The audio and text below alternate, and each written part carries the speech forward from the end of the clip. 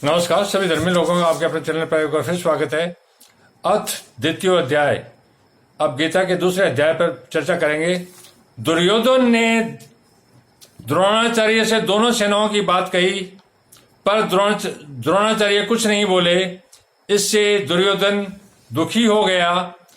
तब दुर्योधन को प्रसन्न करने के लिए भीष्म जी ने जोर से शंख बजाया।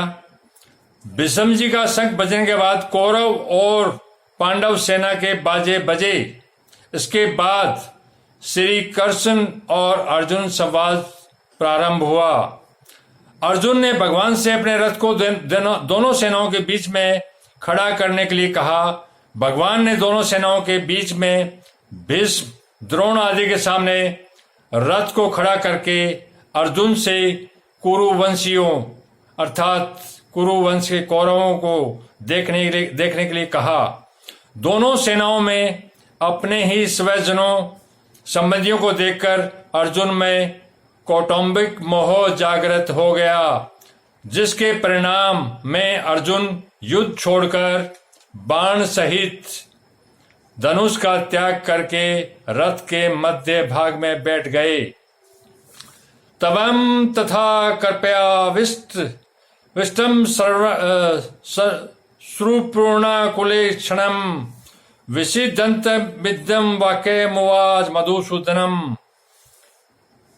अर्जुन रथ में सारथी रूप से बैठे हुए भगवान को यह आज्ञा देते हैं, अच्युत मेरे रथ को दोनों सेनाओं के बीच में खड़ा कीजिए, जिससे मैं ये देखूं कि इस युद्ध में मेरे साथ दो दो हाथ करने वाले कौन हैं, अर्थात मेरे जैसे सूर्य के साथ कौन कौन से योद्धा साहस करके लड़ने आए हैं। अपनी मौत सामने देखते हुए भी मेरे साथ लड़ने की उनकी हिम्मत कैसे हुई।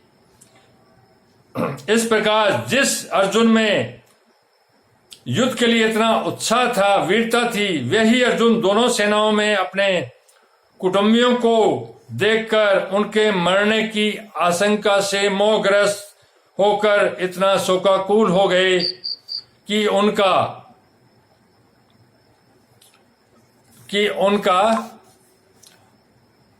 शरीर शिथिल हो रहा है, मुख सूख रहा है, शरीर में कंपकंपी आ रही है, रोंगटे खड़े हो रहे हैं, हाथ से धनुष गिर रहा है, त्वचा जल रही है, खड़े रहने की शक्ति नहीं रही और मन भी भ्रमित हो रहा है।